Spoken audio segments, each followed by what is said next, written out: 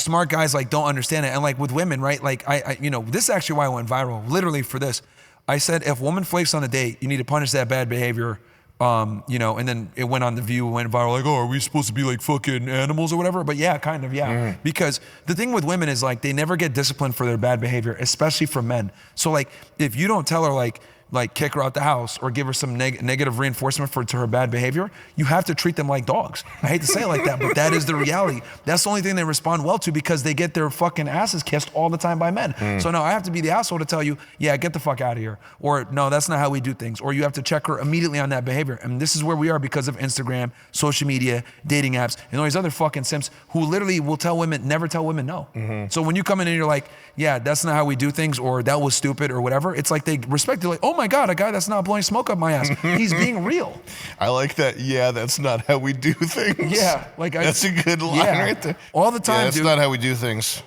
The problem is that guys look at women as equals. When you look at them as equals, what ends up happening is you naturally pedestalize them, and then they think that they're better than you. And when you pedestalize, what does she do? She looks down on you. Guys that do the best with women are guys that like don't respect their opinions and don't take them seriously, because that signifies higher status, higher value. And we know this here. Women don't respond well to equality. This is why egalitarianism, feminism, it's all a fucking lie. It's all Jewish constructs. It's all retardedness. It doesn't make sense. It's inversion, really. Yeah. It's like it doesn't work. I like when they call office jobs Jewish daycare. That's hilarious. Yeah, that's very that is good. Yeah, they are. But just you think about, you go to the women, they go to the office, they're doing a non-job, they're doing some email thing, and they're doing it with like beanbag chairs and like all the drinks that they and doing stupid TikTok videos. Yeah, you can make a TikTok yourself making your flavored water.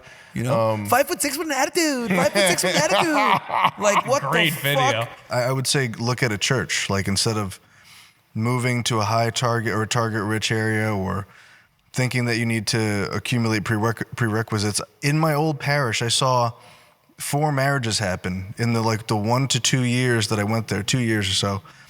And to a point where the ones that were already married where I went there and met them, I thought that they were married first and then both decided to start going to this mass community. And because they were perfect for each other. So it's like, obviously you found each other some perfect way. You worked at the same place. It's like they met there. And these are guys that are like, sorry, Nick, but these women are completely out of their league, for real. And they love them, and it's like, it's genuine, and they're actually sweet and wholesome. And yeah, and there's a high incentive, you know, in the Catholic Church, there's no divorce, so they know what they're getting into. And any sort of like disposition that they lean towards a fallen state of like wanting to cheat or be shitty or leave or be duplicitous as a woman or whatever it is, like you're constantly checking internally these sort of like the draws to those things. So it seems to have everything one would need, because imagine going to a bar and trying to find like a single woman to be impossible. Or like, where would you go? The gym? Like, I do think religious institutions can absolutely play a role in you finding a girl, but they can also be dangerous too, because, you know, there's a lot of girls that like, oh yeah, I found Jesus after being a whore.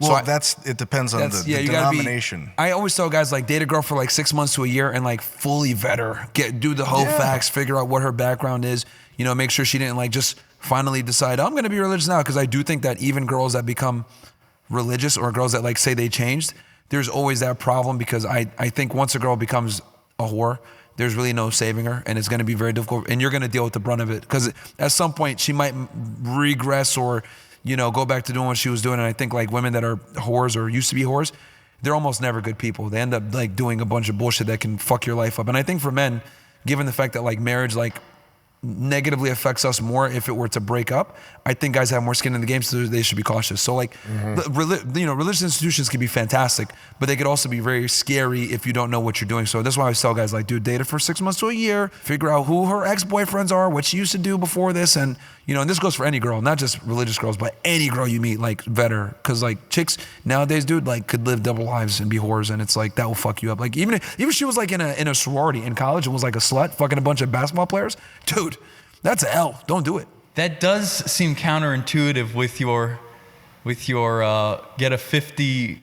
What is it? 50 fair critique. Player bound. If I can explain that. What is it? Body fair count? critique. Totally. Can we talk down critique. to 25? Yeah. So that's a lot. So this. How do you come to that number? That's my question. Sure. So that's a very fair critique. Count after a minute. The reason why I say 50, right, is because like after 50 girls, what I want is for you to like no longer allow women and their sexuality to like dictate how you behave. I'm just saying, like, for the general guy who might not be strong with God or whatever, I know with 50, most guys are gonna have some ability to understand women to a degree where I just don't want it where the girl is holding, because this is what girls do. They use sex as leverage for compliance. So like, okay, you do this and then I give you nookie. It can't be that way, because once you're in that like realm with a female where she's like withholding sex for you for compliance, you lost the frame. So I want guys to never be victim to that and be victim to like what I call traditional girl game. After 50 partners, you should have some semblance of female game, and then they can't do that and hold sex over you. Everybody's it's a sin different. to withhold sex from your married partner. See, but here's the problem. A lot of girls are secular. That's assuming the girl's That's God-fearing and religious. Most of these girls are fucking sluts. But they're secular because they're retarded. Like, you have to lead them to that. Like,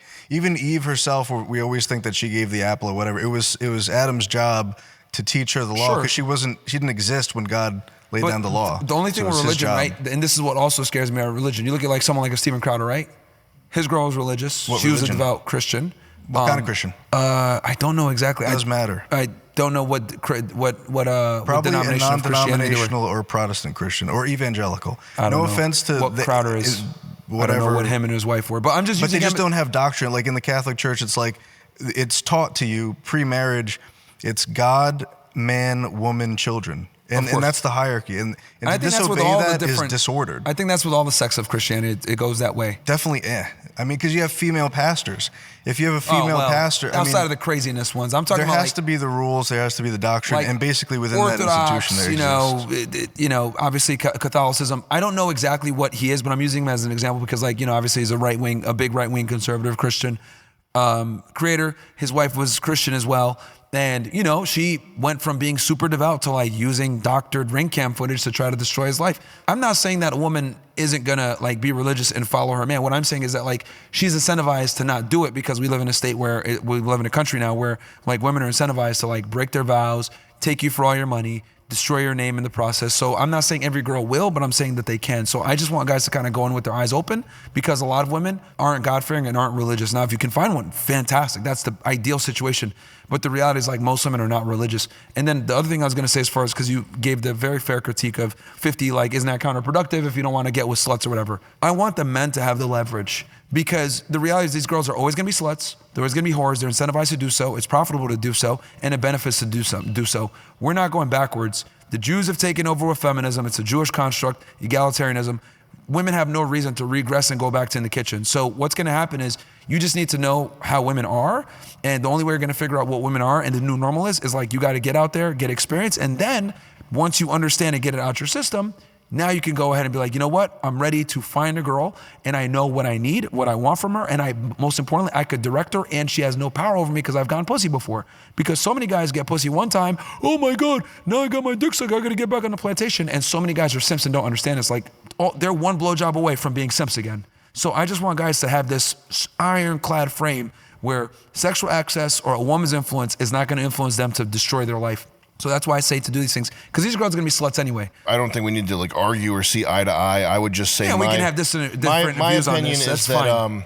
the idea of getting it out of your system, I think that a lot of guys take that and they get it into their system. Yeah. That could happen. That's a negative that could happen. If you can get there through willpower and just awareness and hearing elder males speak about it, it's better to arrive at your end destination without accumulating 50 body count. When you have sex with somebody, you are creating a tie with this person for you'll remember it probably for the rest of your life, and so will she. And it does do something to you. You get a patina on you in a negative way. It's kind of a nasty thing when you have as a man acquiring a high body count. It does give you a patina that's not good. If you sleep with a lot of women, you're just going to become sort of a connoisseur of body parts. Like, that's what I prefer. I want these type of feet with this type of nipple, and it's like that's going to lead you to find in wife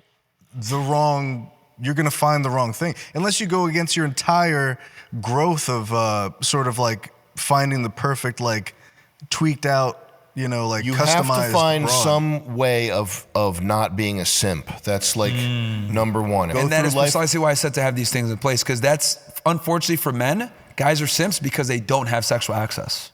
Japanese people, they don't have sexual access and they're total simps. Wait, that's proving your point. Yeah. I was like, wait, hold on. I was like, It only works in Japan, what you're saying. It does damage to you as a man. Yes, it can. No, it does. I don't think it, because it does. I agree with you. It does, but I don't think it has the same pervasive damage at a certain number. So, like, for example, I would say the price can be worth it. Like if that's the price you need to pay to not be a simp, then I think that it's probably better to go that route. Yeah. But I am saying that you have to realize there's negatives to it. Of course, ideally, I want everybody, like, I'd love for guys to be like Nick. As you guys know, Nick is very red-pilled on women. He understands this stuff as a virgin guy. That would be ideal.